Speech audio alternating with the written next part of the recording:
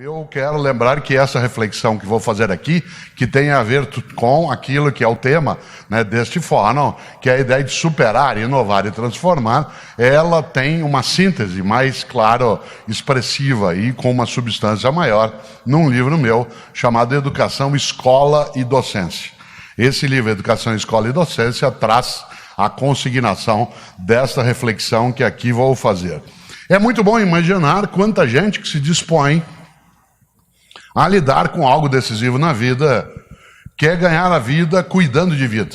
Isto é, sendo capaz, naquilo que faz e fará, de ser responsável por aquilo que honra nossa capacidade de existir num país que cada vez mais está em processo de efervescência, num instante da nossa história em que a nossa educação moral e cívica se dá de um jeito prático no cotidiano e não de uma forma abstrata dentro do currículo, num momento em que a gente tem uma ocasião estupenda para de fato superar, inovar e transformar em várias áreas, entre elas, claro, a escola. Nós comemoramos anteontem o aniversário de nascimento de um dos pensadores mais importantes da história, que é Albert Einstein. Vocês sabem, Einstein nasceu exatamente no dia 14 de março do ano de 1879. E Einstein é autor de várias coisas magníficas, entre elas, uma frase que você, dirigente, não pode esquecer. Einstein dizia: tolice é fazer as coisas sempre do mesmo jeito e esperar resultados diferentes. Tolice é fazer as coisas sempre do mesmo jeito e esperar resultados diferentes. Por isso, uma das coisas mais importantes da vida é você e eu sermos capazes de reinvenção, renovação. Eu gosto demais de lembrar algo que está exatamente nesse livro, Educação, Escola e Docência, que é a importância de nós, professoras e professores, não esquecemos de algo decisivo. Nós lidamos com história o tempo todo, com passado, presente e futuro. A historicidade, como a gente utiliza em filosofia, ela é inerente à nossa tarefa. Por exemplo, há uma frase que às vezes se diz na nossa área que é estranhíssima, quando algum colega diz: os alunos de hoje não são mais os mesmos. Que é uma coisa óbvia. Alguém que diz uma coisa dessa só está demonstrando um pouco de sanidade mental. Doença é alguém que sabe que os alunos não são mais os mesmos e continua dando aula do mesmo jeito que dava há 10 anos ou há 20. Afinal, há pessoas nesse auditório que começaram a dar aula com 16 anos de idade e os teus alunos tinham 5. Aí você fez 20 anos de idade, eles tinham 5. Você fez 30 anos de idade, eles tinham 5. Você fez 50 anos de idade, eles tinham 5. Cada um e cada uma de nós, no cotidiano, toma contato com o que há de mais novo na vida, que são as novas gerações que para nós chegam. Por exemplo, eu esse ano completo 43 anos de magistério. Faz 43 anos esse ano que eu estou na atividade da docência. Será que eu já sei dar aula? Até certo ponto. Por exemplo, os alunos que entraram hoje na universidade, não estou falando daqueles que estão na educação básica, mas aqueles e aquelas que entraram na universidade esse ano, que são alunos e alunas de alguns de nós. Aqueles que já estão no segundo mês de aula, na área de pedagogia, direito, comunicação, medicina, engenharia, psicologia. Que ano eles nasceram, que estão esse ano na faculdade? 98. Os alunos que estão na universidade esse ano, por exemplo, não entendem por que a preocupação com o fundamentalismo islâmico. Afinal de contas, quando do atentado às Torres Gêmeas, eles tinham 3 anos de idade. 3 anos. Agora eu vou contar uma coisa. Para cada um e cada uma aqui nesse auditório, aquele atentado é memória. Para o nosso aluno é história.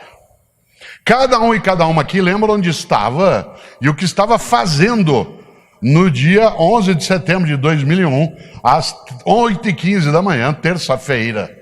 Você lembra onde você estava? Quando vieram te chamar e falar: estão atacando os Estados Unidos. E você foi olhar na TV e o primeiro avião estava passando dentro. Você achou quando viu o segundo que era reprise, infelizmente não era. Um avião foi jogado no Pentágono. Quando eu era criança, em Londrina, que é a minha cidade de origem, nem um super-homem entrava no Pentágono. Agora até o Donald Trump anda. Cláudia, que morou em Washington, sabe o que significa a segurança em relação àquela estrutura. Já imaginou?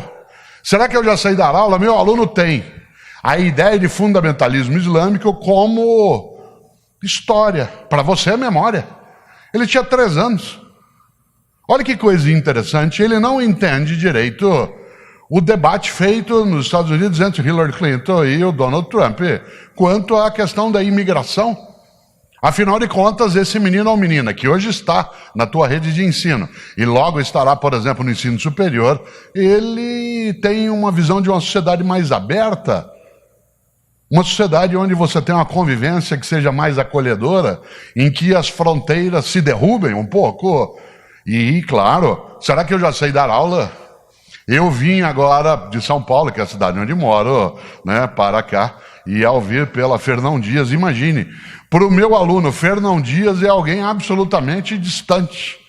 Dom Pedro, então, nem se fala. Embora ele seja mais novo que o Fernão Dias. Mas sabe o que é muito novo para os nossos alunos? Ayrton Senna. Quando ele entra na rodovia Ayrton Senna, para ele é mais ou menos como entrar na Carvalho Pinto.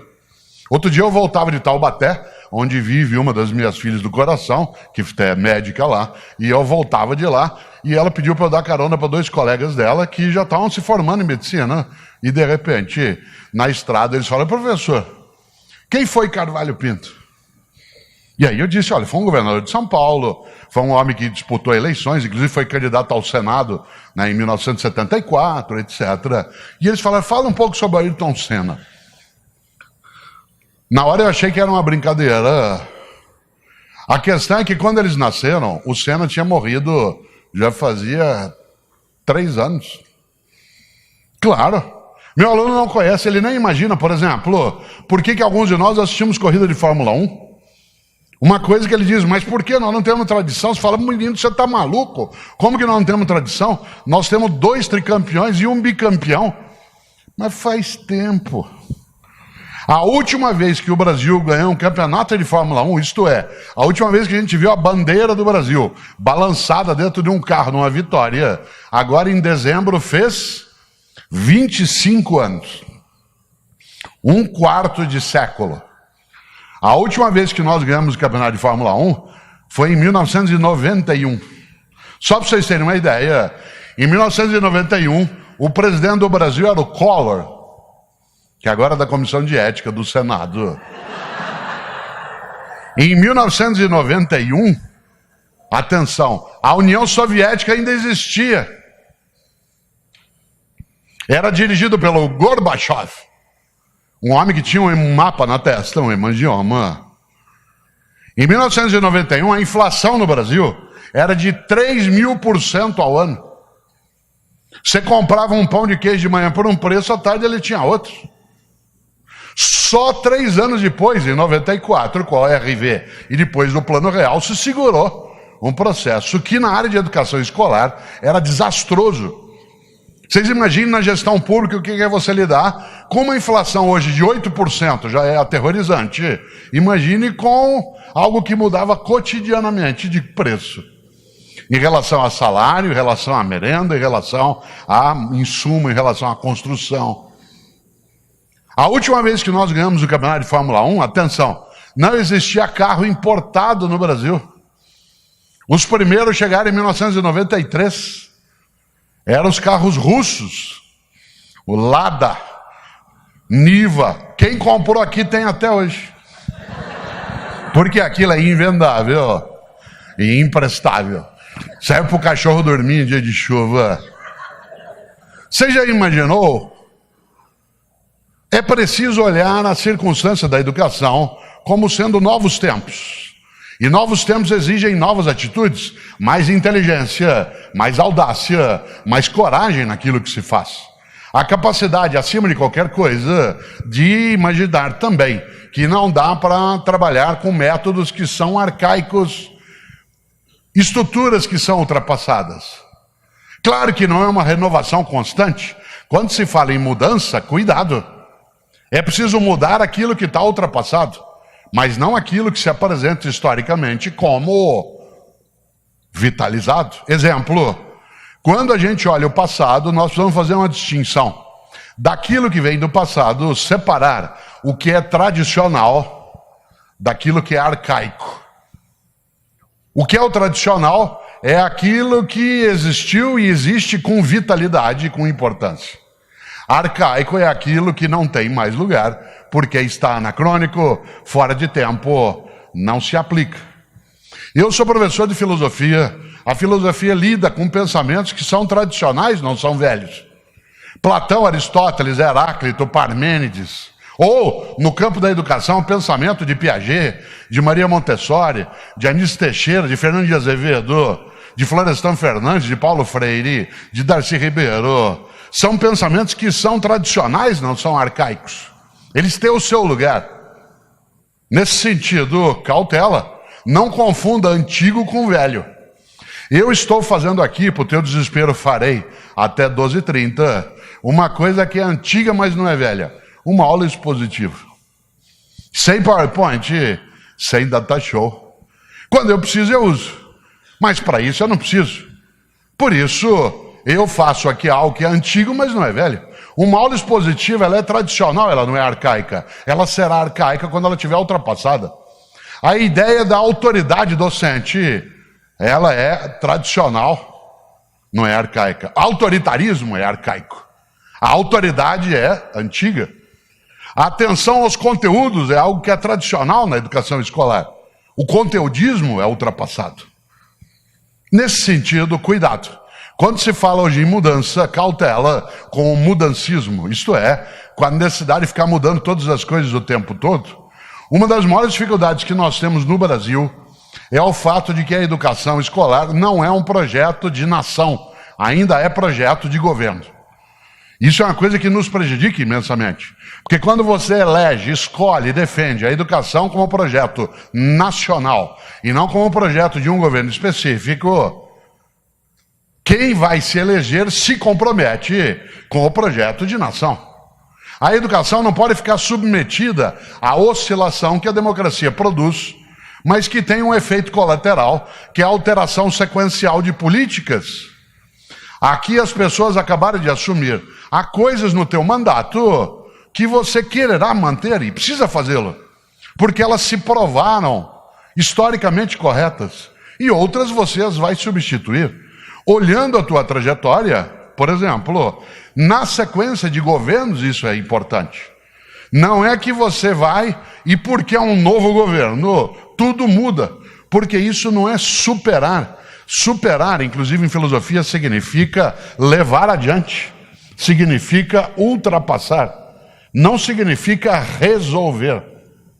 A palavra resolução, a palavra solução é uma palavra que vem da química, em que você dissolve e conclui. A palavra superar significa levar adiante. Educação escolar pública, ela é uma corrida de bastão. Um governo carrega até determinado tempo, se tem compromisso sério e não compromisso cínico com a área de educação. Leva até determinado ponto que chega, pega e vai adiante naquilo que é correto. Por isso, cautela. Quando se fala em inovar, lembre-se que inovação não é só a criação do inédito. Inovar também é dar vitalidade ao antigo. Inovar também é dar vitalidade ao antigo. Você, a hora que for almoçar hoje, você não vai procurar o restaurante, porque está escrito na parede, aqui temos os melhores fornos micro-ondas de Atibaia. Mas se tiver escrito que tem fogão a lenha, você quer ir. O fogão a lenha é uma inovação, é uma vitalidade. Aquilo que algumas metodologias hoje trazem dentro da educação escolar, que retomam coisas que Maria Montessori propôs, Vygotsky, que Paulo Freire debateu, né, que John Dewey trouxe à tona, ele que tanto inspirou Paulo Freire. Isso é inovação. Cuidado com a ideia de inovar como substituição. Inovação é vitalização daquilo que está ultrapassado para que ele ganhe outra dimensão e, claro, não é o descartar daquilo que se provou importante. Nesta hora, é difícil para uma secretária e para um secretário, quando ao assumir o governo, o conjunto do executivo deseja que você faça coisas novas. Fazer coisas novas não é, obviamente, como eu disse, descartar o que já vinha na sequência, e aquilo se provou adequado. Como disse o secretário Schneider, quando ele assumiu, na gestão anterior em que secretário foi, ele chamou alguns ex-secretários para conversar. Quando a professora Cláudia Costin foi secretária de Educação na cidade do Rio de Janeiro, apesar de todos os avisos para que não o fizesse, afinal, como eu disse, nunca se deve voltar a um lugar que você foi feliz um dia, disse os chineses, mas o Schneider não aprendeu, já tinha sido ministra e decidiu depois de ser secretária. Isso é insanidade. Se você observa, cautela, o que será demandado de você, secretário ou secretário municipal no nosso estado? Você que vai atuar, por exemplo, em Santa Cruz do Rio Pardo, onde nasceu minha família, ou vai atuar em Catanduva, onde nasceu minha mulher, ou vai atuar em São Paulo, onde eu vivo. Cuidado, fazer a renovação não é trazer o inédito o tempo todo, é proteger aquilo que teve capacidade de ser cuidado, descartar o que se coloca como inadequado ao projeto que venceu a eleição e, ao mesmo tempo, elevar o que se conseguiu. Quando eu fui secretário de Educação na cidade de São Paulo, após Paulo Freire, o governo anterior era o governo de Jânio Quadros, que não teve um desempenho tão forte na área de educação. Mas, quando o Jânio Quadros assumiu, ele houvera sucedido a Mário Covas. Esse sim um homem que, com a equipe na educação, jogou a educação municipal lá em cima. Quando o Jânio veio, ele diminuiu um pouco aquilo que seria a condição, mas não onde Covas tinha pego. Quando o governo de Luiz Erundina, que eu participei, pegou a cidade, nós pegamos a partir de Mário Covas. Haja vista, por exemplo, que a secretária de Educação Municipal no governo Covas, que foi Guiomar Nama de Mello, tinha como sua chefe da assessoria técnica Lisete Arelaro, da Universidade de São Paulo, que foi também a minha secretária adjunta. Por quê? Porque a ideia é você levar adiante e não você simplesmente descartar. Por isso, quando dentro desse fórum se fala em superar, inovar e transformar, cuidado. Cuidado para não ficar num mudancismo que a população, inclusive, nem entende direito, que uma parcela dela significa descarte de recurso, quando, acima de qualquer coisa, é preciso ter coragem política para elogiar o adversário. É preciso, acima de qualquer coisa, ter honradez e dignidade para dizer vamos manter, porque esse é um projeto que tem sucesso e queremos superar, inovar e transformar. Claro, diz assim, Cortella, você fala isso porque você não está mais em governo, fica muito mais fácil, a gente aprecia melhor o chicote quando tem o cabo na mão. Mas há aí uma questão de convicção política, que não necessariamente é partidária, mas que é política. Qual é a tua convicção? Como educador ou educador? Você vai ser secretária ou secretário de educação para quê?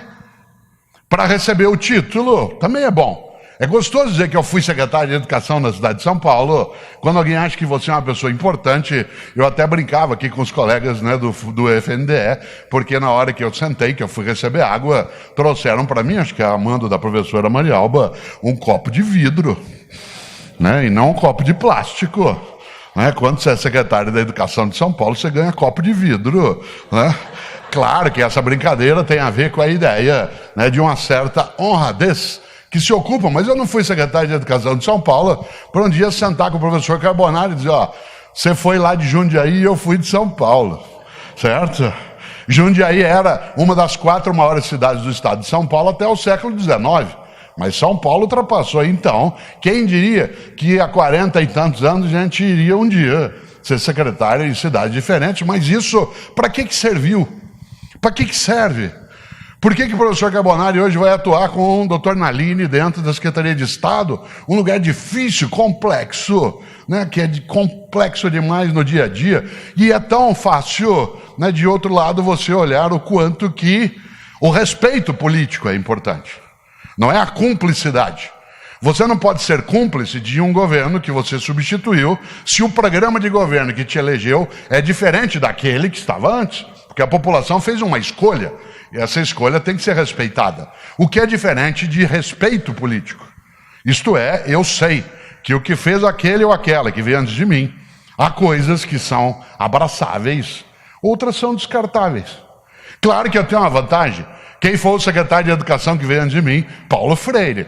Aí também não precisava, outra coisa. Aliás, aí era algo que caiu, dentro da circunstância. No entanto, se vocês observarem, preste atenção, porque uma das maneiras de não envelhecer a cabeça, a prática, é prestar atenção em quem discorda da gente. Atenção. Cuidado com gente que concorda contigo o tempo todo. Gente que concorda contigo o tempo todo, ou não gosta de você, ou não te respeita, ou está se preparando para te derrubar. Gente que gosta de você, discorda de você quando é necessário.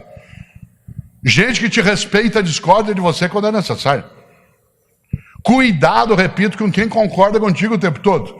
Claro que você não pode conviver com alguém que só discorde, mas alguém que só concorde te deixa envelhecer. Cuidado. Um adversário fraco te enfraquece, um concorrente burro te emburrece, uma oposição frágil fragiliza um governo. Preste atenção em quem discorda de você de modo respeitoso. Teu melhor amigo te irrita, tua melhor amiga te irrita, sabe por quê? Porque ela gosta de você. Tô pensando em comprar um carro Cortella, você tá louco, você acabou de gastar dinheiro. Pô, você não gosta de mim? Gosto. É por isso que eu tô falando. Uma pessoa que não tem nem comigo, olha, Bia, eu estou pensando em comprar um carro. Você compra. É bom porque movimenta o mercado. Cuidado. Eu sou casado com Cláudia, não esta, a outra que é com quem eu sou casado. E a Cláudia faz comigo uma coisa amorosa. Quando ela não concorda comigo, ela discorda. Isso é um sinal afetivo. Claro que ela não discorda sempre, senão eu não estaria com ela e vice-versa. Mas ela não concorda sempre, porque ela tem afeto por mim.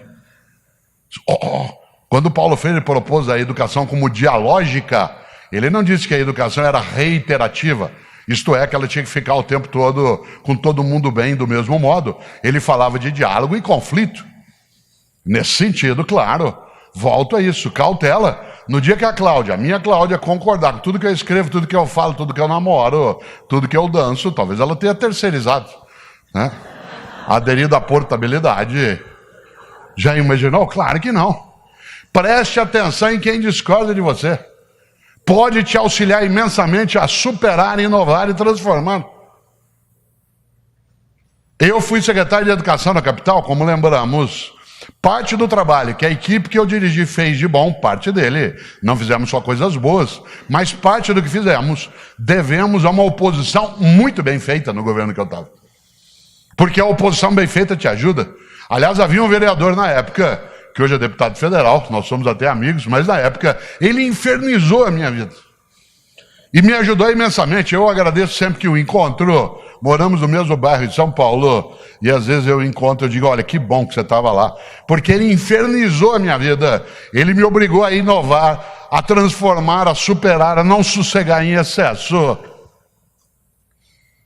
Mas ele me infernizou a vida. Aliás, ele era o presidente da Comissão de Educação da Câmara Municipal.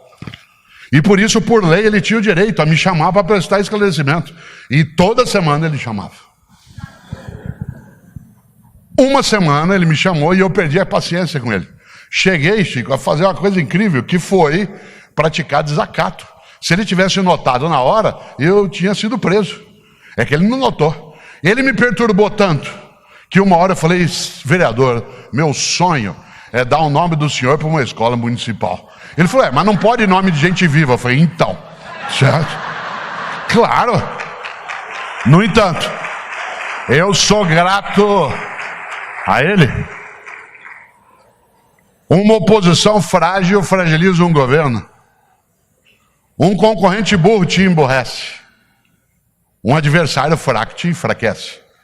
Nesse sentido, é preciso que para superar nós sejamos capazes de prestar atenção também naqueles que de nós discordam.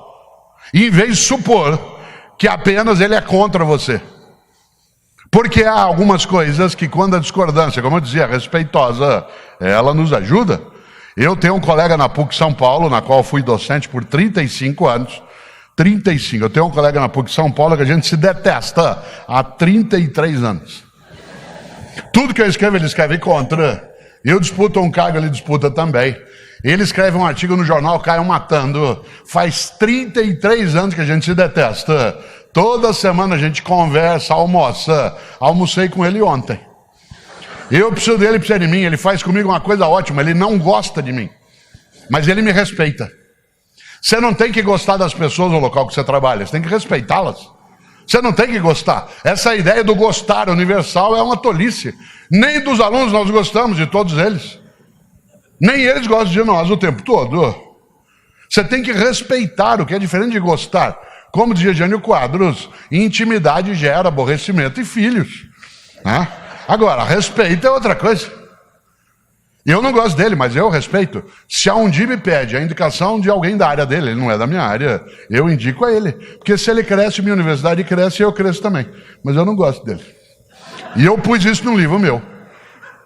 Lancei o livro num sábado em São Paulo, na segunda-feira fui para a universidade com o livro debaixo do braço.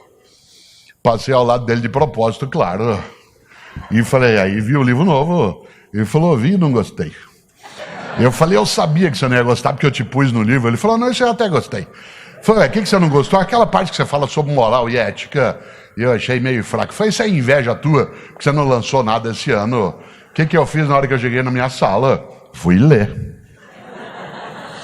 33 anos que a gente se detesta. No dia que ele morrer, que sem dúvida será antes de mim, eu estarei segurando a alça do caixão dele e chorando, porque no dia que ele morrer eu vou ficar mais frágil. Porque eu vou perder uma das maneiras de superar em vez de acomodar, de inovar em vez de envelhecer, de transformar em vez de apenas manter. Volto a um ponto. Cuidado em educação escolar para não confundir velho com antigo. Uma aula expositiva, quando bem dada, ela é antiga, não é velha? A relação de formação de valores na escola pública era uma atenção antiga, não é velha? As ideias de John Dewey, as ideias de Comênios, as ideias de Platão, elas são antigas, não são velhas. Claro que elas não podem ser transferidas.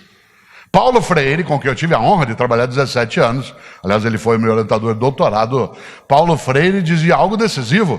Ele dizia, fazer como Paulo Freire não é fazer o que o Paulo Freire fez, é fazer o que ele faria se ele estivesse aqui agora. Atenção, isso é inovação. Fazer como Paulo Freire não é fazer o que o Paulo Freire fez, é fazer o que ele faria se ele estivesse nessa situação. Fazer o que fez Maria Montessori não é fazer o que ela fez, é como ela faria se ela cá estivesse. Fazer o que fez o professor Fernando de Azevedo não é fazer o que ele fez, é fazer o que ele faria se agora estivesse. Há uma diferença entre inspiração e a mera reprodução.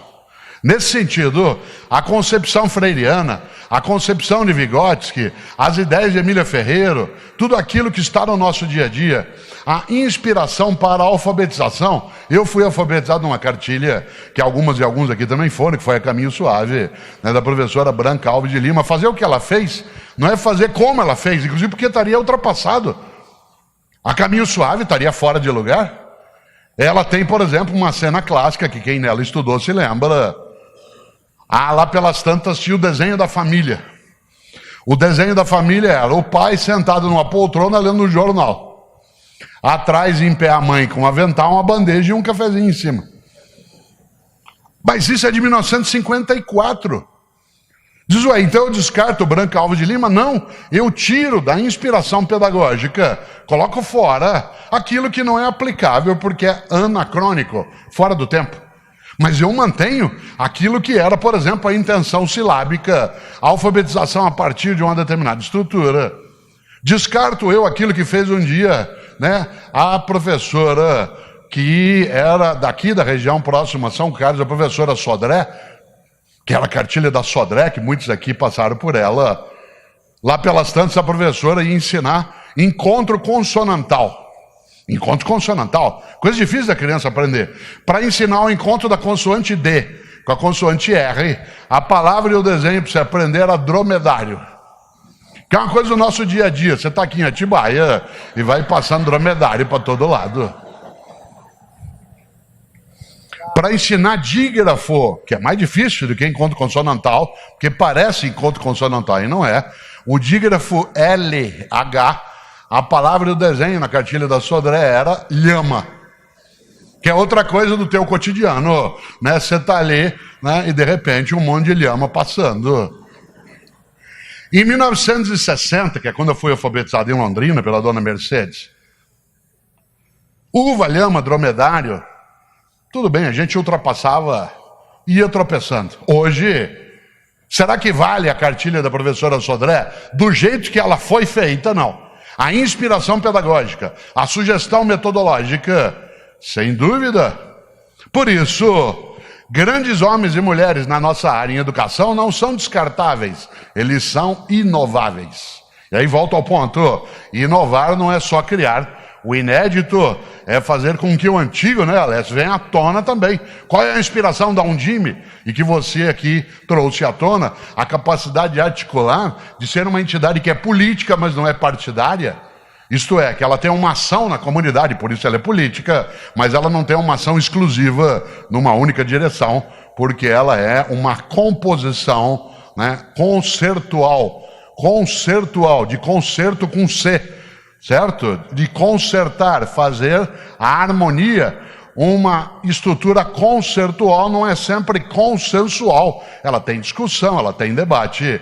E nessa hora, quando aqui, né, se homenageia a professora Partinti em relação à sua atividade por tanto tempo, essa homenagem é a inspiração. Fazer aquilo que se fez, não é reproduzir, é dar vitalidade. Fica clara essa ideia. Cuidado porque se usa errado a palavra em educação. Às vezes quer se falar de uma escola que tem ainda o seu lugar e se usa mal a palavra, se diz que aquela é uma escola tradicional, como se tradição fosse uma coisa equivocada. O professor Carbonari e eu que fizemos filosofia, lembramos em Hegel, né? A ideia de tradição, a filosofia lida com a tradição. A ideia de tradição é aquilo que mantém vitalidade no tempo. Aquilo que já não mantém mais é arcaico. Um museu, ao contrário do que pensam os tolos, não é um lugar para coisa velha. Lugar para coisa velha é lixo ou reciclagem. Um museu é um lugar para coisa que é tradicional, que a gente quer cuidar, que a gente quer proteger. Quando aqui se mostrou o mapa, logo na primeira apresentação, no primeiro slide, né, do Alessio, aparecia ali um mapa do Brasil, com cada estado tendo ali uma representação de algo que é a tradição. Se você olha, claro que poderia haver outras coisas, aquela escolha vai no mapa mostrando coisas que têm que ser protegidas. Ora, por que eu digo isso? Porque superar, inovar e transformar é ser capaz de dar vitalidade. E a vitalidade respeita o tempo e a história.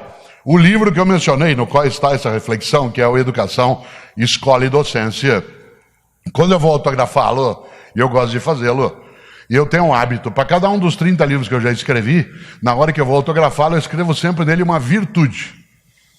Para cada livro é a mesma virtude, é uma virtude diferente em cada um dos livros. Por exemplo, eu tenho um livro pela editora Cortez, é mais antigo, vai fazer 20 anos no ano que vem, chamado A Escola e o Conhecimento. Nele eu escrevo esperança. Um outro que chama Educação, Convivência e Ética, que foi objeto da nossa atividade no outro fórum da Undime, no qual eu escrevo honradez. Nesse livro, Educação, Escola e Docência, além do teu nome e do meu, claro, eu escrevo partilha. Partilha. Porque a ideia de escola e docência é a percepção e a prática da partilha. Partilha da ideia, partilha da competência, partilha do sonho, partilha da capacidade. Só que a partilha precisa se renovar. Eu tenho um livro chamado Não Nascemos Prontos. É interessante porque ele é contra uma frase que circula por aí, que diz que uma pessoa, quanto mais ela vive, mais velha ela fica. Isso é uma bobagem. Para que alguém, quanto mais vivesse, mais velho ficasse, teria que ter nascido pronto e ir se gastando. Isso não acontece com gente, acontece com fogão, sapato de geladeira. Fogão, sapato de geladeira nasce pronto e vai se gastando. Gente nasce não pronta e vai se fazendo. Eu, Cortella, não nasci pronto e vim me gastando. Em 2017, eu sou a minha mais nova edição. Revista, um pouco ampliada, mas a minha mais nova edição. Eu não nasci pronto e vim me gastando, nasci não pronto e vim me fazendo. Em 2017 eu sou o mais novo Mário Sérgio Cortella. Não sou inédito, porque muito do que eu sou eu trouxe da minha história. Mas eu não sou mais o mesmo, eu sou novo e quero sê-lo.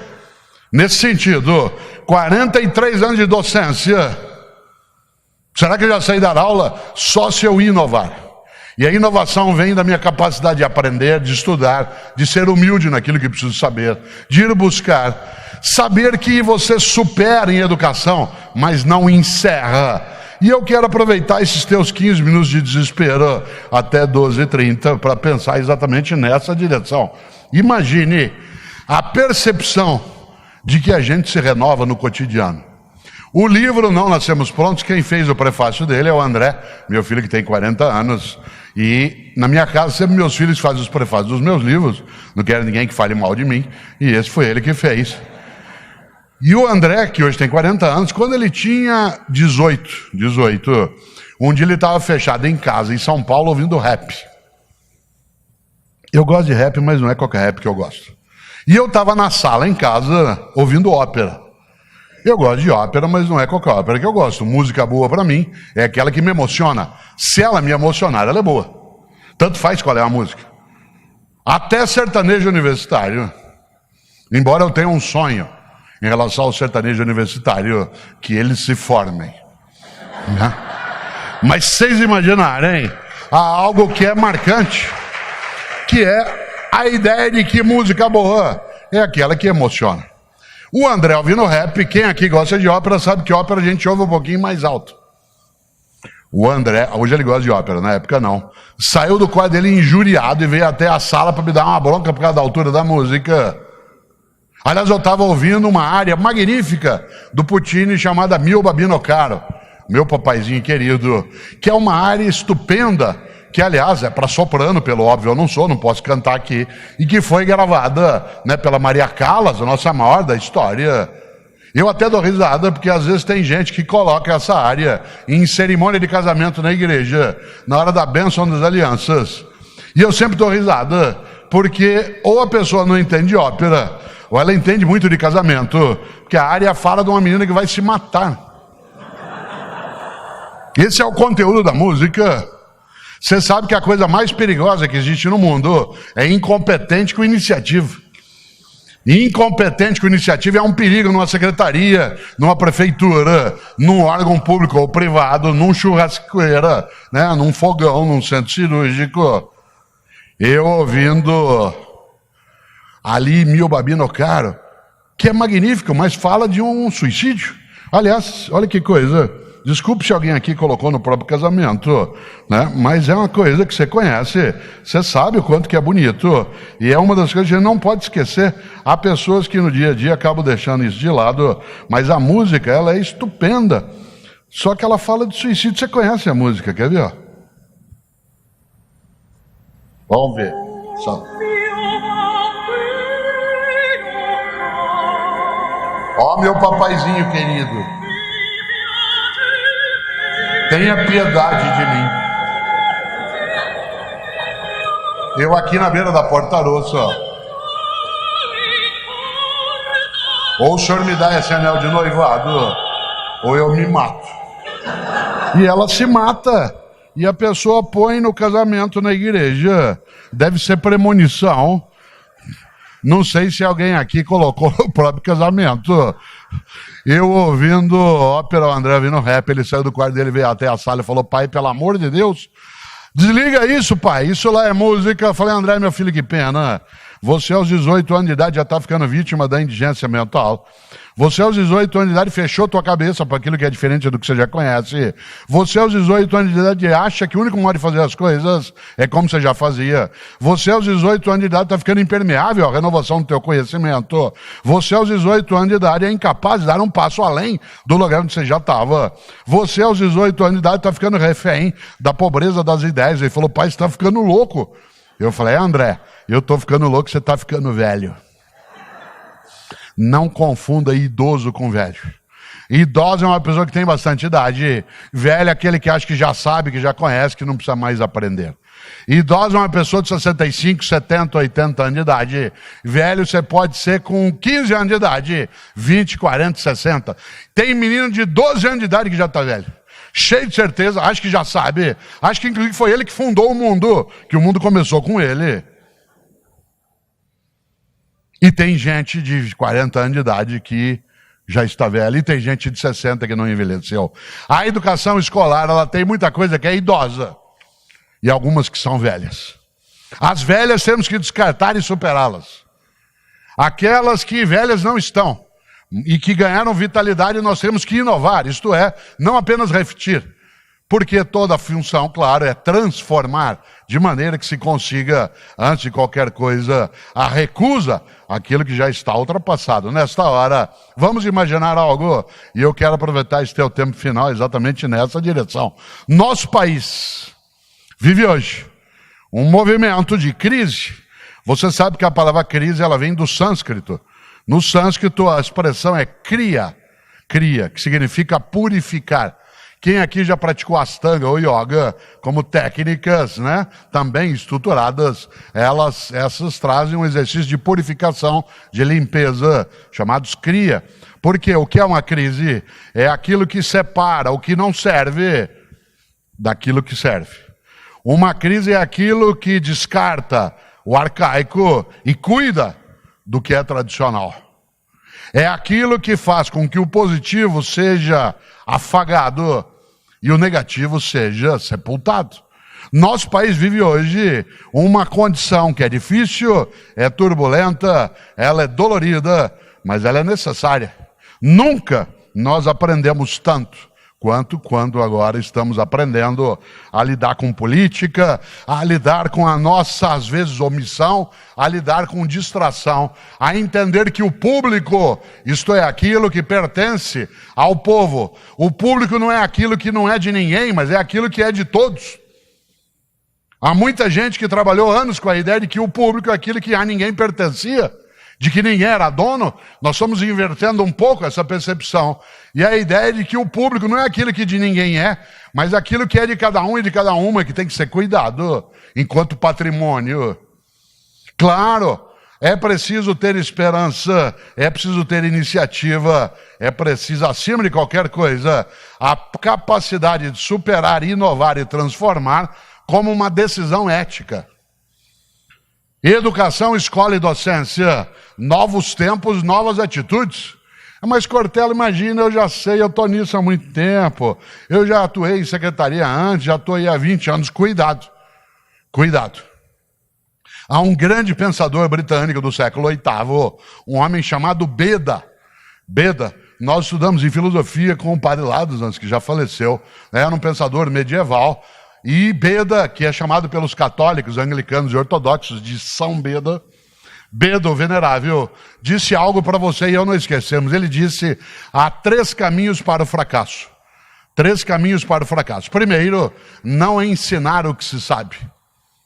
Segundo, não praticar o que se ensina. E terceiro, não perguntar o que se ignora. Digo de novo, há 3 caminhos para o fracasso. Não ensinar o que se sabe, não praticar o que se ensina e não perguntar o que se ignora. Vamos inverter. Há 3 caminhos para o sucesso. Ensinar o que se sabe, isto é, generosidade mental. Segundo, praticar o que se ensina, ou seja, coerência ética. Terceiro, perguntar o que ignora, isto é, humildade intelectual. Essas são 3 trilhas virtuosas.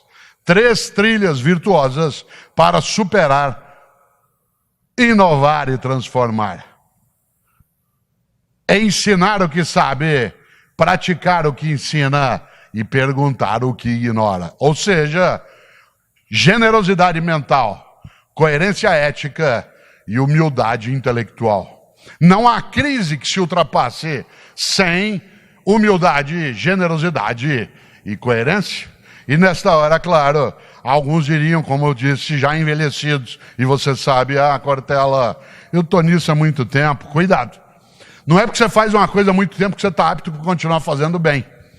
Exemplo, hoje de manhã em São Paulo, num hotel, uma senhora deu sinal para um táxi na porta do hotel, que é uma coisa que é antiga, dá sinal para táxi. Ela deu, o táxi parou, ela entrou no banco de trás e falou assim, por favor, aeroporto de Congonhas, o taxista disse, pois não. E foi. Quando estava chegando perto da Avenida Moreira Guimarães, continuação da 23 de maio, ela achou estranho, falou, engraçado, São Paulo o taxista fala tanto, ele está tão quieto, né? Será que eu não fui simpática com ele? Como ela estava do banco de trás, ela não teve dúvida. Para falar com ele, ela foi e bateu nas costas dele. Quando ela bateu nas costas, ele meteu o pé no freio, jogou o carro em cima da calçada, ficou pálido, começou a suar. Ela falou assim, senhor, me desculpe, eu não queria assustar o senhor.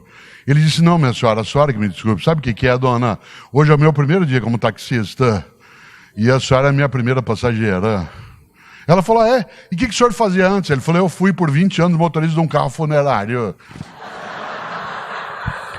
Cuidado com o tapinha nas costas. Não é porque você está há 20 anos em educação que você já está apta ou apto. Uma coisa é dirigir um carro funerário, outra coisa é um táxi. Uma coisa é ser gestor da educação. Em 2010, quando o país crescia, a gente viajava, tinha uma coisa deliciosa chamada caos aéreo. Não cabia de gente em aeroporto. As pessoas faziam um cruzeiro, compravam linha branca, carro vendido em 80 meses, gente comprando iogurte. Você já imaginou? Outra coisa é fazer educação em 2017.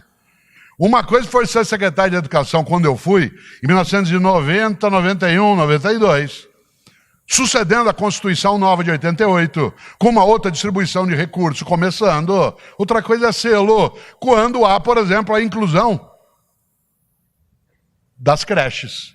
Quando eu fui secretário na capital, as creches ficavam na outra secretaria.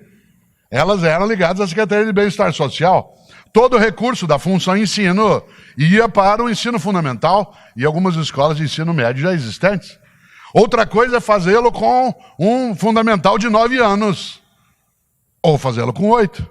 Uma coisa é fazer com professores que se formaram num tipo diferente de escola, de tempo, de cidade, com um salário que era mais elevado. Alguns de nós nos lembramos quando crianças, o visitante vinha ver nossa cidade, Jundiaí, a gente mostrava, aqui mora a diretora da escola, aqui mora a professora, aqui mora o juiz de direito.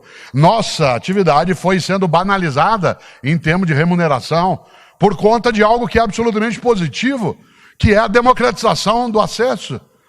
Só que a democratização do acesso não deveria e nem pode ser feita à custa de um estrangulamento das condições de trabalho da atividade docente. Por outro lado, quando o nosso colega pergunta, quem quer dinheiro? Você sabe que dinheiro é importante, mas não é basta. É claro que ele queria que a resposta fosse o que foi. Claro que a gente sabe que por mais, se a gente tivesse um aporte hoje de todo o orçamento da educação, né, dos Estados Unidos da América do Norte, tivesse só para nós ainda não daríamos conta do que nós temos de fazer, porque a nossa questão não é só dinheiro. Ela é dinheiro, mas ela não é só isso. Ela é uma concepção pedagógica, uma reorientação da nossa cabeça em relação ao que fazemos. A ideia de que o público é de todos, em vez de não ser de ninguém. É preciso mexer nas redes de ensino também, para que não haja o desprezo da escola pública por parte de quem ensina na escola pública. Quanta gente você conhece, eu conheço, que atua na escola pública, mas despreza a escola pública? Ameaça o filho com a escola pública, você não está estudando, você vai ver. Vou te pôr numa escola pública e recebe o dinheiro da população que paga os tributos. Só uma palavra para isso, do ponto de vista ético, isso é nojento. É alguém que recebe o seu rendimento, mesmo que considere pouco, mas recebe daquele que ela despreza, daquela que ela acha que é uma fonte suja. É preciso reinventar e inovar também nossa consciência em relação à escola pública. Não é só em relação a equipamento, isso também. Tecnologia, isso também. Mas a tecnologia não é exclusiva. Insisto, eu estou falando aqui há quase 1 hora, ainda faltam 4 minutos para você se libertar de mim. E eu estou usando uma coisa única, que é a mais avançada tecnologia de conhecimento que existe, que é o cérebro humano. Cada um aqui trouxe o seu. Espero que leve na hora que sair. Ele é wireless, é Bluetooth, é alimentado por açúcar, carboidrato e proteína, tem 3 milhões de anos de uso, e ele que inventou tudo isso, inclusive o que nos auxilia. Mas nos auxilia se eu tiver clareza, por isso, claro, sem dúvida, superar, inovar e transformar, para onde? Qual é o nosso projeto em cada comunidade? Como é que isso é debatido dentro daquele modo de ali estar? O recurso precisa vir, sem dúvida, se espera que venha, e ele vem para auxiliar qual projeto? Cuidado, e aí eu vou terminando de fato. Um fórum da Undime, eu já disse isso outras vezes e quero retomar. Ele é um lugar para a gente evitar a autópsia. Muita gente na área de educação, quando se junta para debater na escola pública o que tem que ser feito, fica o tempo todo só fazendo autópsia, isto é, identificando a causa-morte. Não dá certo, não funciona, não vai, não tem, o MEC não manda, não, o FNDE não... Às vezes não manda mesmo. Às vezes manda e não... Olha só, cuidado para não passar 2 dias aqui fazendo autópsia. Um fórum é um lugar para fazer biópsia. A grande diferença, você sabe, entre autópsia e biópsia é que na autópsia você só identifica a causa do falecimento. E na biópsia você pega uma coisa viva, que é a escola pública paulista, dentro dos municípios, vê o que ela tem de problema para corrigir, para ela continuar viva. Por isso, um fórum é um lugar de biópsia, em que a vida possa vir à tona, em que a ideia de superar, inovar e transformar consiga distinguir do passado aquilo que é tradicional e proteger, e pegar aquilo que é arcaico e descartar. Educação, escola e docência, novos tempos, novas atitudes, voltamos ao Einstein, tolice. É fazer as coisas sempre do mesmo jeito e esperar resultados diferentes. Por isso, nesse minuto final, eu queria lembrar algo que nos ajuda. E como disse antes, a hora que terminarmos, eu vou passar no banheiro, depois eu estarei ali no estande da Cortez. Tem gente que às vezes quer que autografe livro, às vezes nem todos. Alguns querem tirar uma foto. Para quem gosta de tirar foto, eu sempre digo, tire, azar seu. Mas eu farei com alegria. Mas nesse meu tempo final, eu queria lembrar algo. Para mim é absolutamente honroso, mais uma vez, Marialva, estar aqui, frente a colegas homens e mulheres. Eu que nunca fui professor na rede pública, fui gestor na atividade pública, mas não tenho atividade docente, nem saberia fazê-lo. De encontrar tanta gente aqui neste território que tem algo decisivo, que é a partilha da esperança, a partilha da decência, a partilha do sonho. Gente que tem vários homens e mulheres que nos inspiram, mas que não esquecem. Jamais. É por isso que a Undime faz mais um fórum para a gente fazer nossas biópsias, de maneira a recusar a autópsia, a submissão aos fatos e a adesão a um projeto que é biocida, que é exatamente a ideia do que eu posso fazer. A vida é assim. Por isso, cumprimento sim cada um e cada uma, e aí concluo de vez com uma ideia. Não esqueça do grande Beda: generosidade mental, coerência ética e humildade intelectual. Isto é, ensinar o que sabe, praticar o que ensina e perguntar o que ignora. É isso que nos permitirá superar, inovar e transformar, e dar honra à nossa atividade, e nos dar orgulho também de estar numa história em que a gente cuida daquilo que é público e cuida, portanto, da nossa decência. Boa biópsia! Obrigado!